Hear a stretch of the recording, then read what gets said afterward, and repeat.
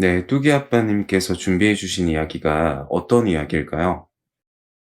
이번에 들려드릴 이야기는 급하다고 사람을 구하면 어떻게 피해와 고통을 받는지에 대한 그런 이야기입니다.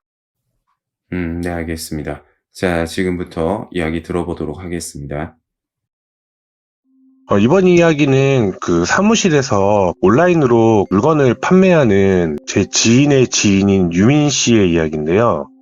대부분은 그 유민 씨가 모든 일을 다 전담을 하시는데 택배에 관련된 일은 택배 수거 시간과 그 다음에 이 유민 씨의 외부 일정이 약간 맞물리는 경우에는 안 맞을 때가 좀 많아서 배송 지연이 되는 일이 좀 있었다고 해요. 그래서 어쩔 수 없이 이제 그 시간에 택배를 포장하고 그 다음에 발송을 해주는 낮에 잠깐 일하는 그런 아르바이트를 구하게 되었는데 이제 아르바이트 분이 하시는 일은 낮에 일정 시간에 오셔가지고 미리 유민 씨가 만들어 놓은 송장을 출력하고 거기에 맞춰서 물건을 포장하고 또 택배 기사님이 오시면은 그분한테 전달을 하는 일이라서 근무 시간이 그렇게 길지도 않기 때문에 정식으로 직원을 구하기는 좀 애매한 부분이 좀 있었대요. 그래서 우리가 흔히 사용하는 그 당근 마켓 어플이 있는데 거기서 아르바이트도 구할 수가 있거든요. 거기에서 이제 구인 구직을 이제 이용하기로 하고 이제 공고를 올렸대요.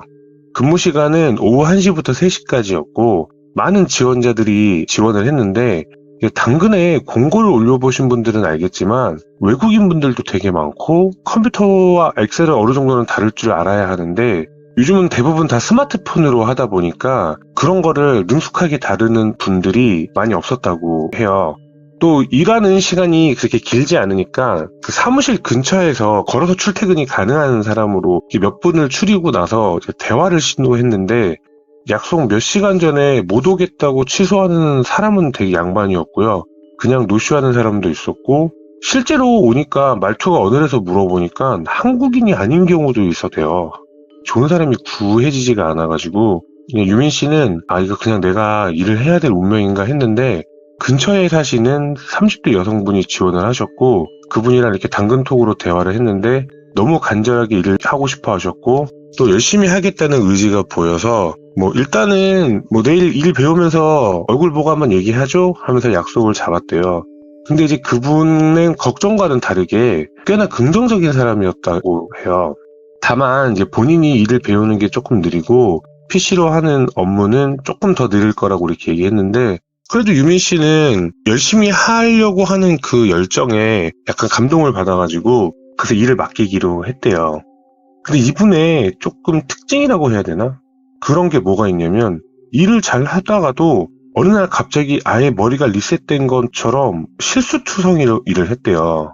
그리고 이분의 특징 중에 또 하나가 뭐냐면 자꾸 늦은 밤 전화해서 다음날 업무에 대해서 묻고 또 묻고를 계속 하는 거였어요. 그래도 이제 친절하게 전화를 받고 가르쳐주고 또 다음날 아침에 다시 또 통화를 해서 또 한 번 더 가르쳐주고 그렇게 하고 있으니까 이제는 그분한테 밤에 전화가 오면 또 내일 일정 물어보는 거구나 이렇게 생각을 해서 일부러 전화를 안 받았대요.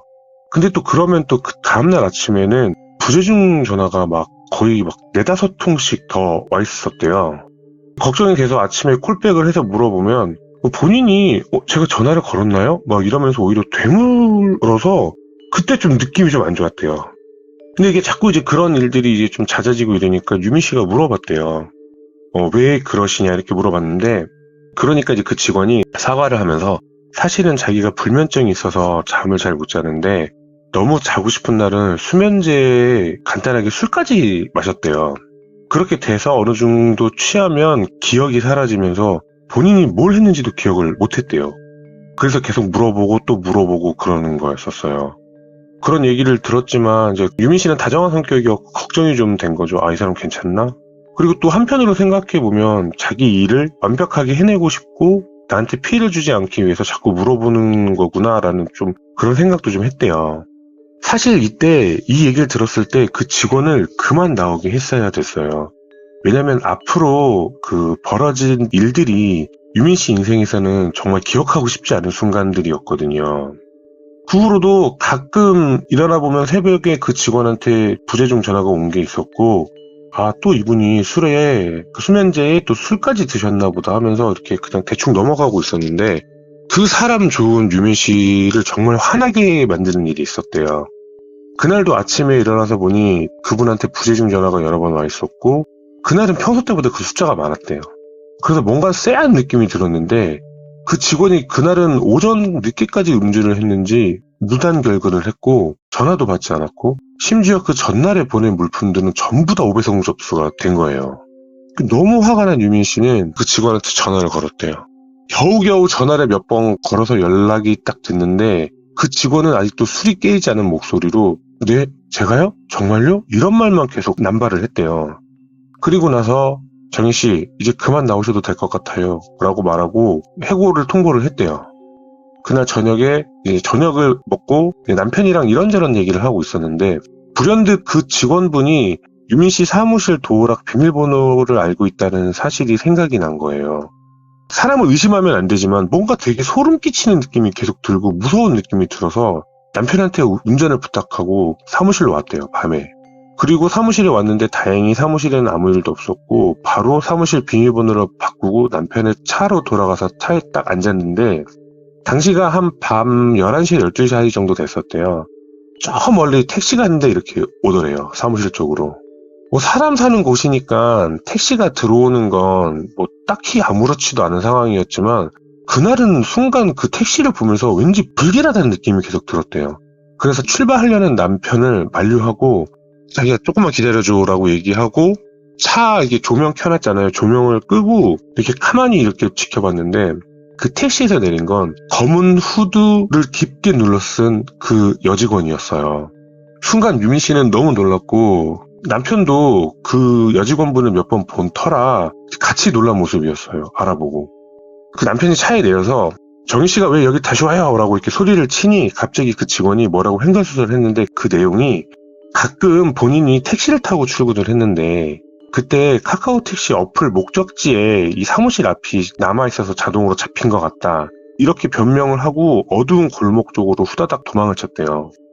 다행히 그때 당시 택시 기사님이 그 직원분을 내려주고 편의점 앞에다가 차를 세우시고 거기서 커피를 드시며 담배를 태우며 이렇게 가벼운 운동을 하고 계시길래 그거를 이제 본 거예요. 그래서 둘이 달려가서 기사분한테 여쭤봤대요.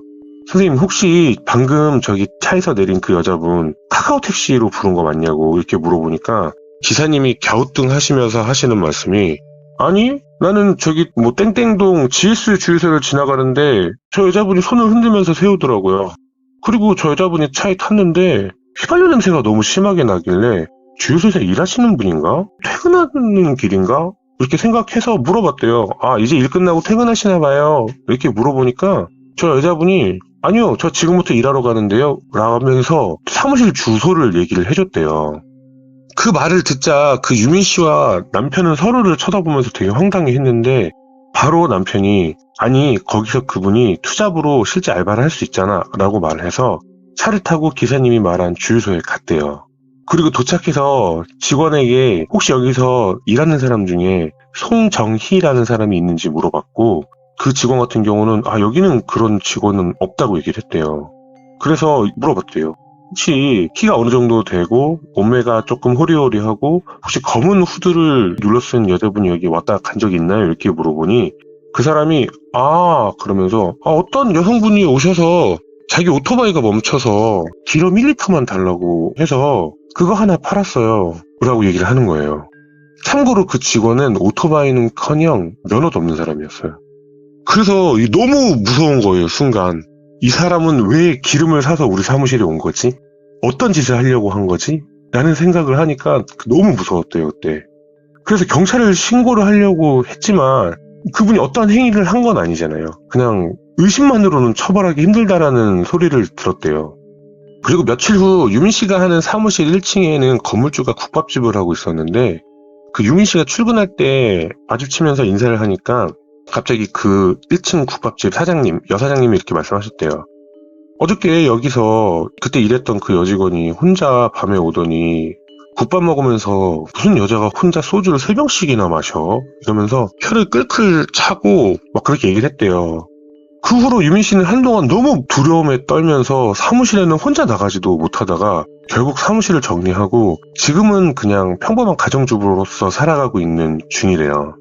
그 직원분이 무슨 목적으로 휘발유를 구입했는지는 모르지만 그분이 그날 약과 술을 동시에 마신 상태였다면 무슨 일이 벌어졌을지는 아무도 모르는 일이잖아요. 그리고 갑자기 그날 그분을 해고한 날 자기도 모르는 그런 막 두려움이 몰려왔던 게 얼마 전에 돌아가신 외할머니가 본인을 지켜주신 거라고 생각하며 지금은 천천히 극복을 하는 중이시라고 해요. 네, 이야기 잘 들었습니다. 사람의 겉만 보고 판단을 하기가 참 어려운 것 같아요. 그 사연의 주인공분께서는 선한 마음으로 도움을 주셨던 것 같은데 또 그 결과가 트라우마로 남을 일이 되었으니 참 안타까울 뿐입니다. 자, 지금까지 괴들남이었고요. 끝까지 시청해주신 여러분, 감사합니다.